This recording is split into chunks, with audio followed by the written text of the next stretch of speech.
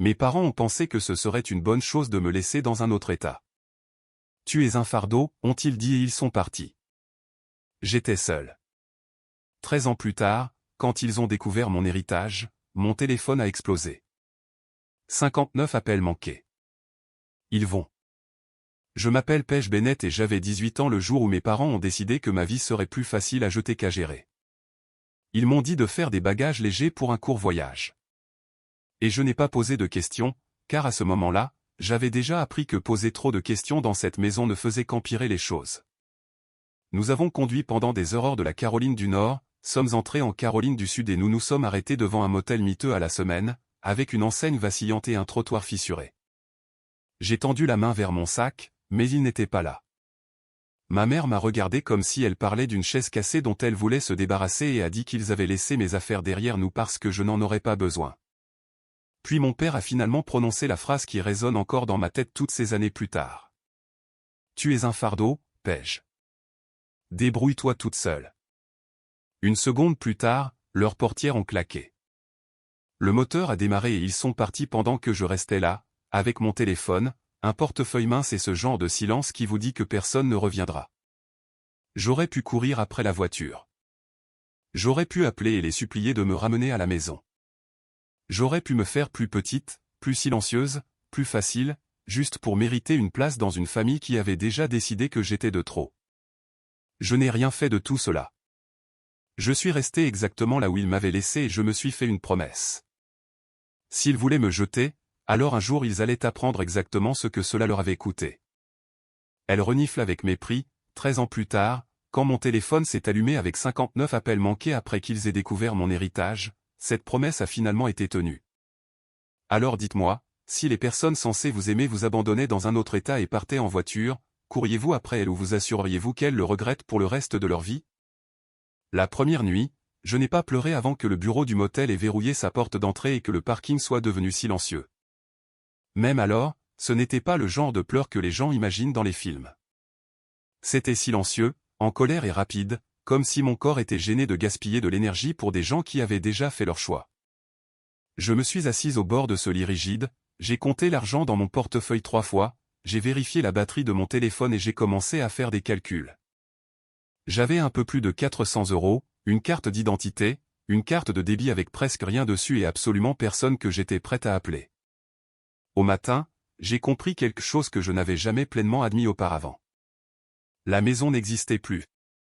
Quoi qu'il arrive ensuite, cela dépendait de moi. J'ai fait durer cette chambre de motel aussi longtemps que possible, en sautant des repas, en prenant le café gratuit du hall et en utilisant les minuscules bouteilles de shampoing comme si elles étaient en or. Le deuxième matin, j'ai marché jusqu'à un restaurant familial près de l'autoroute et j'ai demandé s'ils embauchaient. La femme derrière le comptoir m'a regardé de haut en bas, remarquant probablement la même chemise froissée et les mêmes yeux fatigués que j'avais vus dans le miroir, et m'a dit de revenir dans 20 minutes quand le propriétaire arriverait. Je suis resté. Quand il est arrivé, je lui ai dit que je pouvais porter des plateaux, nettoyer les tables, les salles de bain, faire la vaisselle, sourire aux clients impolis et arriver tôt. J'ai dit oui avant même qu'il ait fini de m'offrir le poste. Le salaire était mauvais, les horaires étaient pires, et l'uniforme sentait le vieux graillon peu importe combien de fois je le lavais dans le lavabo du motel. Mais c'était de l'argent, et l'argent signifiait du temps. Le temps signifiait des options. Je travaillais au service du petit déjeuner qui commençait avant le lever du soleil et au service du déjeuner qui me laissait les pieds si endoloris que je pouvais à peine dormir. Quand quelqu'un se déclarait malade, je le remplaçais. Quand un bus de touristes arrivait, je restais tard. Si la cuisine avait un surplus de purée de pommes de terre ou un demi-sandwich à la dinde que personne ne réclamait. Cela devenait mon dîner. J'ai appris à sourire quand les clients claquaient des doigts pour m'appeler. Comment garder ma voix stable quand des adultes se comportaient comme si une recharge de boisson était une urgence vitale? Et comment prendre chaque moment humiliant et le convertir en survie? Je n'ai pas appelé mes parents. Pas une seule fois. Chaque nuit, je fixais mon téléphone en me demandant s'il vérifierait si j'étais en vie. Et chaque matin, je me réveillais devant le même écran vide. Après quelques semaines, le silence a cessé de faire mal et a commencé à se durcir en quelque chose d'utile. À la fin de ce premier mois, j'ai trouvé une chambre à la semaine moins chère dans un endroit qui sentait l'eau de Javel et la vieille moquette, mais elle avait une serrure, une douche chaude quand la plomberie coopérait, et c'était à moi. J'ai ouvert mon propre compte bancaire. J'ai acheté 2 autres chemises de travail dans une friperie. J'ai commencé à noter chaque euro que je dépensais dans un carnet que je gardais sous mon oreiller. Quelques femmes du restaurant m'ont montré quelle épicerie baissait les prix des aliments tard le soir et quelle ligne de bus était la plus sûre après la tombée de la nuit.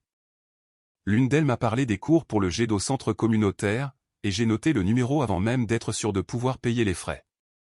J'étais épuisé tout le temps, en colère plus souvent que je ne voulais l'admettre, et plus seul que je ne l'avais jamais été. Mais pour la première fois de ma vie, chaque pas en avant m'appartenait. Mes parents m'avaient laissé dans un autre état en pensant que je m'effondrerais. Ce qu'ils ne comprenaient pas, c'est qu'une fois que vous survivez au moment où les personnes qui vous ont créé décident que vous êtes jetable, presque tout ce qui suit semble possible. La 2e année, j'ai cessé de penser uniquement à survivre à la semaine et j'ai commencé à penser à m'en sortir. Le restaurant m'avait maintenu en vie, mais je savais que je ne pouvais pas construire un avenir sur des pieds endoloris, des doigts brûlés et les quelques miettes de gentillesse que des étrangers laissaient avec le pourboire. Je me suis inscrite à des cours du soir pour le jet dans un centre communautaire et j'ai passé chaque minute libre à étudier entre les services. Je révisais des problèmes de mathématiques pendant ma pause déjeuner, je mémorisais du vocabulaire dans le bus et je me suis endormi plus d'une fois avec un cahier d'exercices ouvert sur ma poitrine. Quand j'ai réussi l'examen, je me suis assise sur le parking à regarder le papier pendant 5 minutes entières parce que personne ne m'avait jamais regardé en y voyant un potentiel auparavant. Et pourtant, c'était là, noir sur blanc. La preuve que je n'étais pas stupide, pas désespéré, pas ce qu'il m'avait appelé. Quelques semaines plus tard, une des habituées du restaurant, une femme qui gérait un petit hôtel de charme à Atlanta, m'a demandé pourquoi j'avais toujours l'air si fatigué et si déterminé en même temps. Je ne sais pas ce qui m'a poussé à lui dire la vérité, ou du moins une partie. Je lui ai dit que je voulais m'en sortir, que je travaillais dur, que j'apprenais vite et que je saisirais toute opportunité honnête. Elle m'a demandé si j'avais déjà travaillé à une réception. J'ai dit non. Elle m'a demandé si je pouvais rester calme sous la pression. J'ai failli rire. Un mois plus tard, j'étais dans un bus Greyhound pour la Géorgie avec une valise, un dossier rempli de papiers et plus de peur que je ne me le permettais. Atlanta semblait plus grande, plus rapide, plus bruyante que n'importe quel endroit où j'avais vécu. Mais c'était aussi le genre d'endroit où une personne pouvait disparaître et devenir quelqu'un de nouveau. Le travail à l'hôtel payait mieux. Le bâtiment était propre. Et pour la première fois, mon travail ne me laissait pas les mains gercées et sentant l'eau de javel. J'enregistrais les clients, je gérais les erreurs de réservation, je réglais les plaintes avant qu'elles n'explosent, et j'ai appris que les gens vous diront tout si vous gardez une voix stable et un visage impassible. J'étais doué pour ça, plus que doué. Je pouvais calmer un homme d'affaires en colère dont la réservation avait disparu, apaiser une fête de mariage en retard de 3 heures et guider une mère fatiguée à travers un problème de paiement sans la faire se sentir honteuse. Les directeurs l'ont remarqué. En un an, ils ont commencé à me solliciter pour les week-ends d'événements parce que j'étais organisé, rapide et impossible à déstabiliser. J'ai appris à coordonner les fournisseurs, à établir des calendriers, à gérer les désastres de placement, à suivre les acomptes et à résoudre les problèmes avant même que les clients ne les remarquent. Il s'est avéré que j'avais un talent pour créer de l'ordre dans le chaos, ce qui était logique quand je pensais à la maison dans laquelle j'avais grandi. Je suivais des cours de commerce et d'hôtellerie en ligne le soir et je les payais un par un. J'achetais des manuels d'occasion, je faisais mon café à la maison pour économiser de l'argent et je continuais à vivre comme si j'avais un pied en mode survie, car une partie de moi croyait encore que tout pouvait disparaître si je me relâchais. Lentement, cependant, les choses ont commencé à changer. J'ai quitté ma petite chambre pour un appartement modeste avec une vraie cuisine et des fenêtres qui ne donnaient pas sur un parking. J'ai acheté une Honda d'occasion qui démarrait tous les matins. J'ai arrêté de vérifier mon solde bancaire avec effroi. Les week-ends, j'ai commencé à prendre des petits boulots, aidant pour des baby showers, des dîners de retraite et de petits mariages. D'abord pour de l'argent supplémentaire, puis parce que j'adorais ça. Il y avait quelque chose de profondément satisfaisant à prendre la journée stressante et désordonnée de quelqu'un d'autre et à la transformer en quelque chose de gracieux. La 8e année, ce qui avait commencé comme un travail d'appoint était devenu une véritable entreprise. J'ai rempli les formalités administratives, créé un site web et nommé l'entreprise Peachtree Land Events parce que je voulais que cela sonne comme la stabilité, la chaleur et le genre d'accueil que j'avais passé toute ma vie à chercher. La première fois que j'ai décroché un grand événement d'entreprise sous le nom de ma propre société, je me suis assise seule dans mon appartement et j'ai ri jusqu'à en pleurer. Pas à cause de l'argent, bien que cela comptait, mais parce que je l'avais fait sans eux. Chaque service tardif, chaque chambre de motel, chaque journée humiliante dans ce restaurant m'avait mené là. La fille qu'ils avaient abandonnée dans un autre état avait construit une vie avec des contrats, des clients, les clés de son propre logement et un avenir que personne ne pouvait lui arracher au milieu de la nuit. Et quelque part en chemin, sans même le vouloir, j'ai arrêté d'essayer de prouver à mes parents qu'ils avaient tort et j'ai commencé à construire quelque chose qui était enfin complètement à moi. La 13e année, ma vie semblait enfin assez stable pour que je ne me réveille plus en attendant que quelque chose de terrible se produise. Mon entreprise se développait. Mes clients me faisaient confiance. Et pour une fois, je ne faisais pas que survivre d'une crise à l'autre. Puis un mardi soir, alors que je révisais les plans de table pour un mariage à l'étranger, mon téléphone a sonné et j'ai vu le numéro de mon grand-père. À la seconde où j'ai entendu sa voix, j'ai su que quelque chose n'allait pas. Il n'a pas perdu de temps à essayer d'adoucir la nouvelle. Il m'a dit que ma grand-mère était décédée paisiblement dans son sommeil ce matin-là. Pendant quelques secondes, je n'ai pas pu parler. Elle avait été la seule personne de ma famille à m'avoir jamais fait me sentir vu sans me demander de le mériter d'abord. Elle n'a jamais prétendu que mes parents avaient raison, ne m'a jamais dit d'être la plus intelligente, ne m'a jamais demandé de me faire plus petite pour que les autres puissent rester à l'aise. Même après tout, elle trouvait des moyens discrets de me rappeler que ce qui m'était arrivé était réel et que rien de tout cela n'avait été de ma faute. La perdre, c'était comme perdre le dernier témoin de la fille que j'étais.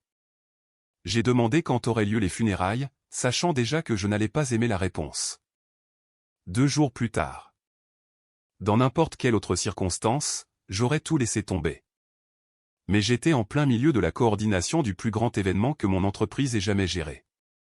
Un mariage de luxe avec des contrats signés, des fournisseurs réservés, des invités déjà en route, et personne qui pourrait prendre le relais sans risquer un désastre qui anéantirait mon entreprise en un week-end. Je détestais même le dire à voix haute, mais mon grand-père a compris avant que j'aie fini ma phrase. Il m'a dit que ma grand-mère aurait dit la même chose qu'elle disait toujours. Ne laisse pas les gens qui t'ont abandonné une fois te coûter ton avenir une deuxième fois. J'ai pleuré après cet appel plus fort que je n'avais pleuré la nuit où mes parents m'avaient laissé, parce que ce chagrin était différent. Il était pur. Il y avait de l'amour dedans. Je ne pouvais pas être là en personne. Mais j'ai envoyé des fleurs, payé pour un arrangement plus grand que je ne pouvais raisonnablement le justifier, écrit une lettre à mon grand-père et lui ai demandé d'en glisser une copie dans son cercueil parce qu'il y avait des choses que je devais lui faire savoir. Je lui ai dit que j'avais construit une vie, que j'étais en sécurité, que je me souvenais de chaque mot gentil qu'elle m'avait donné quand je n'avais rien d'autre à quoi me raccrocher. Les funérailles ont eu lieu pendant que je souriais à travers les réunions avec les clients et que je réglais les catastrophes de dernière minute avec mon téléphone vibrant dans ma poche, comme si le deuil était devenu une partie de la journée de travail. Tard ce soir-là, après la fin de la réception et le départ du dernier fournisseur, mon grand-père a rappelé. Cette fois, sa voix était fatiguée d'une manière qui m'a serré l'estomac avant même qu'il ne parle. Elle renifle avec mépris, il m'a dit que mes parents avaient passé la plupart des funérailles à parler de moi, pas parce que je leur manquais, pas pour me défendre, mais à parler de moi. Ils ont dit aux parents que j'étais trop égoïste pour venir, que l'argent et le travail comptaient plus pour moi que la famille, que j'avais toujours été froide et difficile, et que mon absence prouvait exactement quel genre de fille j'étais. Même après 13 ans, même à côté de la femme qui m'avait aimé quand ils ne le faisaient pas, ils avaient encore besoin que je sois la méchante. Je suis resté dans la salle de bal vide, mes chaussures dans une main et mon téléphone dans l'autre, et quelque chose en moi est devenu complètement immobile. Quelques jours plus tard, alors que j'essayais encore de comprendre comment faire le deuil de quelqu'un de bien sans laisser des gens cruels le gâcher, j'ai reçu un appel d'un cabinet d'avocats me demandant si j'avais le temps de discuter du testament de ma grand-mère. J'ai failli ignorer l'appel car j'avais développé une saine méfiance envers les numéros inconnus, surtout après une semaine comme celle-là. Mais l'homme à l'autre bout du fil s'est présenté comme un avocat spécialisé en succession, a prononcé le nom complet de ma grand-mère et m'a demandé si j'étais dans un endroit où je pouvais parler en privé. Je suis entré dans mon bureau, j'ai fermé la porte et je me suis assise lentement, me préparant déjà à de la paperasse, des signatures, peut-être un petit souvenir qu'elle avait demandé à transmettre. Ce à quoi je n'étais pas préparé, c'était le chiffre qu'il a prononcé ensuite. Ma grand-mère m'avait laissé 750 000 €, non pas à diviser, non pas à partager à la discrétion de quelqu'un d'autre, non pas bloqué dans une fiducie pour laquelle j'aurais dû me battre. Elle me l'avait laissé directement à moi. Pendant une seconde, j'ai honnêtement cru avoir mal entendu. Je lui ai demandé de répéter, et quand il l'a fait, j'ai juste fixé le programme de l'événement encadré sur mon bureau, comme si les mots pouvaient s'arranger pour former quelque chose qui avait plus de sens. Il a expliqué qu'elle avait mis à jour son testament des années plus tôt. Il y avait eu les produits de la vente d'un bien locatif, des comptes d'investissement qu'elle avait gardés séparés, et des instructions très précises sur la destination de cet argent. Pour moi, uniquement pour moi. Puis il a dit quelque chose qui m'a frappé encore plus fort que le montant. Elle avait inclus une lettre disant qu'elle voulait que j'aie le genre de sécurité que personne dans notre famille ne m'avait jamais donné. J'ai pressé mes doigts contre mes yeux et j'ai essayé de ne pas m'effondrer là, dans mon bureau. Même dans la mort, elle faisait encore ce que personne d'autre n'avait fait. Elle me protégeait. L'avocat m'a dit qu'il y aurait des documents à signer et des rendez-vous à fixer. Mais je me souviens à peine du reste de cette conversation car à la seconde où nous avons raccroché, mon téléphone a vibré dans ma main, puis encore, et encore. Au début, j'ai pensé que c'était pour le travail. Une urgence avec un fournisseur ou un client qui changeait d'avis pour la 6e fois cette semaine. Ce n'était pas ça. C'était ma mère, puis mon père, puis ma mère à nouveau. Le temps que j'ouvre mon journal d'appels, j'avais 59 appels manqués. 59 de la part de 2 personnes qui avaient réussi à passer 13 ans sans vérifier si j'étais morte. Ma messagerie vocale a commencé à se remplir si vite que j'ai dû mettre le téléphone en silencieux juste pour réfléchir. Les messages de ma mère sont arrivés en premier. Plein d'une préoccupation haletante et d'une fausse chaleur. Le genre qu'elle utilisait quand d'autres personnes regardaient. Paige, chérie, rappelle-nous. Nous devons parler. C'est important. Ton père veut arranger les choses. Puis sont venus les messages de mon père, qui était exactement ce à quoi j'aurais dû m'attendre. Court, sec, déjà irrité que je ne coopère pas assez vite. Réponds à ton téléphone. Nous sommes tes parents. Cela concerne la famille. Puis les SMS ont commencé. Nous devons discuter de la décision de grand-mère. La famille prend soin de la famille. Tu sais, cet argent devrait aider tout le monde. Tu nous dois la courtoisie d'une conversation. Ma sœur a aussi envoyé un SMS, mais seulement 2 fois. Le premier disait, s'il te plaît, appelle-moi. Le second disait, ils l'ont appris après que l'avocat ait tout lu. Je n'ai répondu à aucun d'eux. J'ai posé mon téléphone face contre le bureau et je suis restée assise là, me souvenant de chaque anniversaire qu'ils avaient ignoré. De chaque fête qui s'était passée en silence. De chaque nuit où j'avais fixé mon écran, une jeune fille de 18 ans dans une chambre de motel miteuse, me demandant s'ils avaient même pensé à moi une seule fois. Maintenant, soudainement, je comptais. Pas parce que je leur manquais, pas parce qu'ils regrettaient ce qu'ils avaient fait. Parce que j'étais devenu utile. C'est ça qui m'a le plus frappé. Ils n'avaient pas changé. Ils avaient simplement mis à jour ma valeur. Je les ai laissés continuer à appeler pour le reste de la journée. Je les ai laissés mariner dans cette panique, cette cupidité et ce désespoir qu'ils avaient mérité. Le lendemain matin, après qu'une autre vague d'appels manqués ait illuminé mon écran avant 8 heures, j'ai finalement envoyé un seul SMS à mon père. Si vous voulez parler, ce sera selon mes conditions. Lieu public, Atlanta. Pas de visite à mon bureau. Pas de visite chez moi. Il a répondu en moins de 30 secondes. Dis-nous où. Je l'ai fait. Un café à quelques rues de mon immeuble, assez fréquenté pour les garder civilisés, assez proche pour que je puisse partir quand je le voulais. Ma mère a répondu avec un emoji cœur, comme si nous organisions un brunch au lieu d'un règlement de compte attendu depuis 13 ans. J'ai regardé ce petit cœur rouge sur mon écran et j'ai ri. Puis j'ai verrouillé mon téléphone, fixé le rendez-vous et je suis retourné au travail, car pour la première fois de ma vie, c'était eux qui m'attendaient. J'y suis arrivé 10 minutes en avance parce que je voulais la place face à la porte. Je voulais les voir entrer, voir exactement ce que 13 ans avaient fait aux personnes qui m'avaient un jour abandonné dans un autre état comme un déchet. Ils ne voulaient pas ramener à la maison. Le café était assez fréquenté pour empêcher quiconque de faire une scène, mais pas si bruyant que j'aurais à me pencher et à feindre une intimité avec des gens qui ne l'avaient pas mérité. Quand ils sont finalement entrés, je les ai reconnus instantanément et pourtant, j'ai failli ne pas les reconnaître. Mon père avait l'air plus vieux que ce à quoi je m'attendais, pas plus doux, juste usé sur les bords, comme si la vie avait commencé à lui réclamer des dettes de la même manière qu'il pensait pouvoir les réclamer à tout le monde. Ma mère se tenait toujours avec ce même sentiment de supériorité fragile, mais cela lui allait étrangement maintenant, comme un costume qu'elle ne pouvait plus tout à fait se permettre.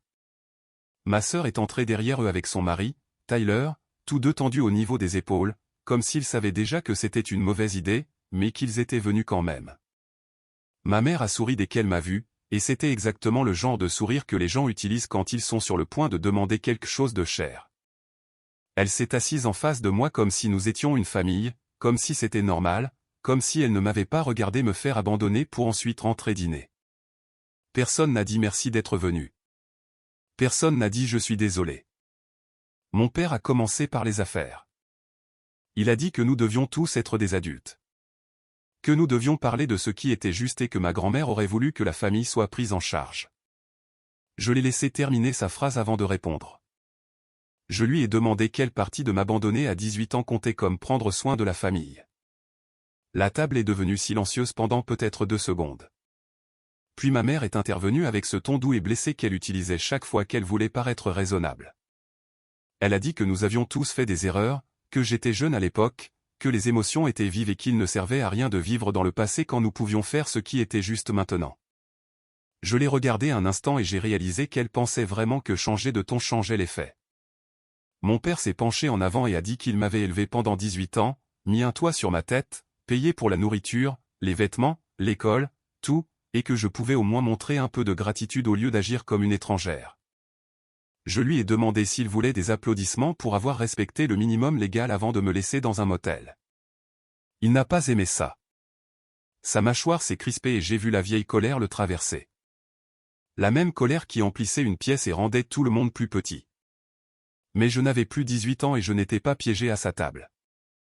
Ma mère a réessayé. Elle a dit qu'ils avaient des difficultés, que les temps avaient été durs, que ma sœur et sa famille avaient été forcées de revenir vivre chez eux, et que cet argent pourrait tout changer pour nous tous si seulement j'arrêtais d'être froide et si je pensais comme une fille. C'est à ce moment-là que j'ai compris qu'ils avaient tous répété cela. L'inquiétude, la culpabilité, le langage familial, la manière prudente dont ils évitaient de parler de ce qu'ils m'avaient réellement fait. Ils n'étaient pas venus pour faire la paix. Ils étaient venus pour récupérer leur dû. Mon père est finalement arrivé au but. Il a dit que l'héritage devrait être partagé. Il a dit que ma grand-mère n'avait pas toute sa tête pour laisser autant d'argent à une seule personne. Il a dit, si tu avais la moindre décence, tu donnerais une grande partie pour aider à sauver la maison, couvrir les dettes et donner un peu de répit à la famille. J'ai demandé de quelle famille il parlait. Il m'a regardé comme si la question elle-même était irrespectueuse. Alors, j'ai répondu pour lui. J'ai dit, la famille, ce n'était pas 2 personnes qui m'ont traité de fardeau et qui sont parties. La famille, elle renifle avec mépris, ce n'était pas le silence pour les anniversaires, le silence pour les fêtes. Le silence pendant toutes ces années difficiles où je me débrouillais pour survivre sans eux. La famille n'était pas quelque chose que l'on pouvait réactiver à la seconde où l'argent apparaissait. Le visage de ma mère s'est durci. Alors la douceur a disparu. Elle a dit que j'avais toujours été dramatique, toujours impossible, toujours déterminé à me poser en victime. Elle a dit qu'ils avaient fait ce qu'ils pensaient être le mieux parce que j'avais été difficile, rebelle et impossible à vivre. Elle renifle avec mépris, elle a dit, peut-être que si tu avais plus écouté, si tu les avais plus respectés, les choses auraient été différentes. Je pouvais sentir Tyler bouger mal à l'aise à côté de ma sœur, mais ma sœur n'avait toujours pas parlé. J'ai gardé les yeux sur ma mère et je lui ai demandé s'il existait une version de moi à 18 ans qui méritait d'être abandonnée. Elle a détourné le regard la première. Mon père a pris le relais, plus fort maintenant, en disant que rien de tout cela ne changeait le fait que je leur devais quelque chose. Leur devais. Ce mot a atterri si nettement que j'ai presque souri. Je lui ai dit que la seule chose qu'ils m'aient jamais donnée était la preuve que je survivrais mieux sans eux. J'ai dit que chaque bonne chose dans ma vie était arrivée après leur départ, non pas grâce à eux, mais malgré eux. J'ai dit que ma grand-mère comprenait cela, c'est pourquoi elle s'était assurée que son argent aille à la seule personne de la famille qui avait réellement construit quelque chose au lieu de drainer tout le monde autour d'elle. Ma mère s'est penchée et a baissé la voix comme si elle partageait un secret. Elle a dit, si je refuse d'aider, les gens la prendront. Les parents, les amis de l'église, les voisins de là-bas. Tout le monde saura quel genre de fille abandonne ses parents en difficulté. Je l'ai regardé pendant une longue seconde, puis j'ai ri, et cela a semblé la déstabiliser plus que des cris ne l'auraient fait. Je lui ai dit de le faire. Je lui ai dit de raconter à tout le monde exactement ce qui s'était passé. Dites-leur que vous avez laissé votre fille dans un motel à la semaine dans un autre état et que vous n'êtes revenu que lorsque sa grand-mère lui a laissé de l'argent. Dites-leur que vous l'avez traité de fardeau et que maintenant vous voulez que son compte en banque répare vos erreurs. Racontez-leur tout. Mon père a regardé autour de lui, réalisant trop tard qu'un lieu public est à double tranchant. Un couple à la table voisine s'était tu. Le barista faisait semblant de ne pas écouter. Pour la première fois depuis qu'ils s'étaient assis, ils avaient l'air embarrassés. Puis je me suis tourné vers ma sœur. Lorraine avait l'air d'avoir à peine respiré pendant toute la réunion. Ses yeux étaient fixés sur la table. Et quand elle a finalement levé les yeux vers moi, elle avait l'air fatiguée d'une manière qui n'avait rien à voir avec le sommeil. Je lui ai dit que cette partie était pour elle, pas pour eux. J'ai dit que si elle voulait s'en sortir, vraiment s'en sortir, si elle voulait que son fils grandisse dans un endroit où l'amour n'était pas utilisé comme un moyen de pression, et l'argent n'était pas utilisé comme une laisse. Alors ma porte était ouverte pour elle, Tyler, Mason et mon grand-père aussi. J'ai dit que je les aiderais à s'installer, à se relever, à construire une vie qui ne tournait pas autour de la gestion du chaos de nos parents. Puis j'ai regardé ma mère et mon père et j'ai terminé la phrase que je portais en moi depuis 13 ans. J'ai dit qu'ils n'étaient pas invités. J'ai dit que je ne ramenais pas mon fardeau à la maison avec moi. Le silence qui a suivi était si complet qu'il semblait presque sacré. Ma mère avait l'air comme si je l'avais giflé. Mon père a commencé à prononcer mon nom sur ce ton d'avertissement qu'il utilisait quand j'étais plus jeune et je me suis levé avant qu'il ne puisse finir. J'ai pris mon sac, posé de l'argent sur la table pour mon café et je leur ai dit que c'était la dernière conversation que nous aurions jamais selon leurs conditions. Puis je suis sorti et je n'ai pas regardé en arrière. Avant même d'arriver à ma voiture, mon téléphone a vibré avec un SMS de Lorraine. « Pouvons-nous parler seuls ?» Je n'ai pas répondu à Lorraine tout de suite. Je me suis assise dans ma voiture, les deux mains sur le volant, regardant à travers le pare-brise pendant que mon pouls redescendait lentement. Pendant 13 ans, j'avais imaginé ce que ce serait d'affronter à nouveau mes parents. Je pensais que je me sentirais peut-être triomphante, ou en colère, ou enfin guérie. Ce que je ressentais à la place, c'était de la clarté. Ils n'avaient pas changé. Ils n'étaient pas venus pour moi. Ils étaient venus pour ce qu'ils pensaient pouvoir encore prendre. Quelques minutes plus tard, mon téléphone a sonné à nouveau. Cette fois, c'était mon grand-père. Elle renifle avec mépris, sa voix semblait fatiguée, mais pas surprise. Il m'a dit que mon père l'avait déjà appelé 2 fois, furieux, exigeant qu'il me raisonne et me rappelle ce que la famille se devait. Puis mon grand-père a dit quelque chose qui m'a fait m'adosser à mon siège et fermer les yeux. Il a dit, « Ton père ne demande pas parce qu'il est blessé. Il demande parce qu'il se noie. » C'est là qu'il m'a finalement tout raconté. Quelques années plus tôt, mon père avait emprunté sur la maison pour investir dans une affaire qu'il pensait rentable rapidement. Elle a échoué. Puis il a redoublé d'efforts pour arranger les choses, a perdu plus, et a commencé à couvrir d'anciennes dettes avec de nouvelles jusqu'à ce qu'il n'y ait plus de différence entre les deux. Les cartes de crédit étaient au maximum. Les factures étaient en retard. La maison tenait à un fil. Ma mère avait passé des années à prétendre que tout allait bien, à protéger les apparences, à mentir aux parents, aux amis de l'église, à se mentir à elle-même. Lorraine et Tyler étaient revenus vivre chez eux parce qu'ils ne pouvaient pas payer de loyer après que Tyler ait perdu des heures de travail. Mais au lieu de les aider à se remettre sur pied, mes parents les ont intégrés au même système défaillant. Tout le monde dans cette maison était censé graviter autour de la fierté de mon père et du déni de ma mère. Mon grand-père m'a dit qu'il était resté silencieux parce qu'il ne voulait pas me ramener là-dedans. Mais après ce qui s'était passé au café, il en avait fini de protéger des gens qui ne m'avaient jamais protégé. Ce soir-là, Lorraine et moi nous sommes retrouvés dans un restaurant à mi-chemin entre nos domiciles. Elle est venue seule. Sans parents, sans mise en scène, sans excuses. Elle avait l'air épuisée et pour la première fois de ma vie, elle ne ressemblait pas à la fille qui était toujours restée du côté le plus sûr de la ligne. Elle m'a dit qu'elle avait passé des années à croire ce que nos parents disaient de moi parce que c'était plus facile que de remettre en question toute la maison. Ils lui ont dit que j'étais égoïste, instable, impossible, et elle s'est laissée croire cela parce que si j'étais le problème, alors elle n'avait pas à admettre quel genre de personne nous élevait. Mais assise à ce café, en les entendant me parler comme si j'étais un conte qu'ils essayaient de clôturer, quelque chose en elle a finalement craqué. Elle a dit que le pire, c'était de réaliser qu'il commençait à faire la même chose à Mason, de manière plus subtile. Affection conditionnelle, culpabilité silencieuse, un amour qui venait toujours avec un prix. Elle m'a regardé à travers cette table de restaurant collante et a dit qu'elle ne voulait pas que son fils grandisse en apprenant que famille signifiait peur, dette et chantage affectif. Je lui ai demandé si elle était vraiment prête à partir. Elle a dit oui, mais cette fois, cela ressemblait moins à de la confiance qu'à quelqu'un choisissant la vérité plutôt que le confort. Je lui ai dit que mon offre tenait. Elle, Tyler, Mason et grand-père, pas comme une charité, pas comme un moyen de pression, mais comme une chance de construire quelque chose de plus sain que ce dont nous venions. 2 semaines plus tard, j'ai utilisé une partie de l'héritage comme ma grand-mère l'aurait voulu. Non pas pour secourir les gens qui m'ont jeté, mais pour créer de la stabilité pour les personnes qui valaient encore la peine d'être sauvées. J'ai acheté une maison en dehors d'Atlanta avec un grand jardin, une suite au rez-de-chaussée pour mon grand-père, assez d'espace pour Lorraine et sa famille à l'étage, et une cuisine assez grande pour contenir le genre de bruit qui ressemble à la sécurité plutôt qu'au stress. Tyler a aidé à peindre les week-ends avant qu'il n'emménage. Mason a choisi sa chambre et parlait du jardin comme si nous lui avions acheté un royaume. Mon grand-père a pleuré la première nuit, bien qu'il ait essayé de le cacher en prétendant que ses allergies le dérangeaient.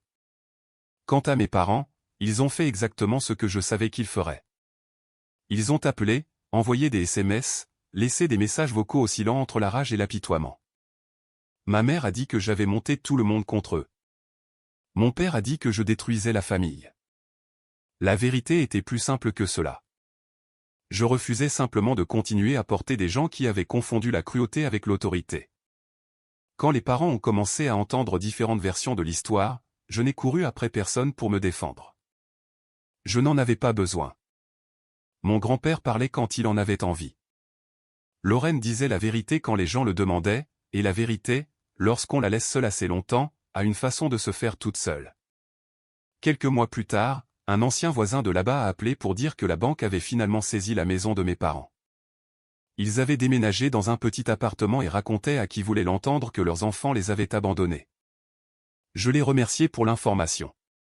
Puis je suis rentré et j'ai aidé Mason avec un projet scolaire à la table de la cuisine. C'est à ce moment-là que j'ai vraiment compris. Je ne vivais plus en réaction à ce qu'ils avaient fait.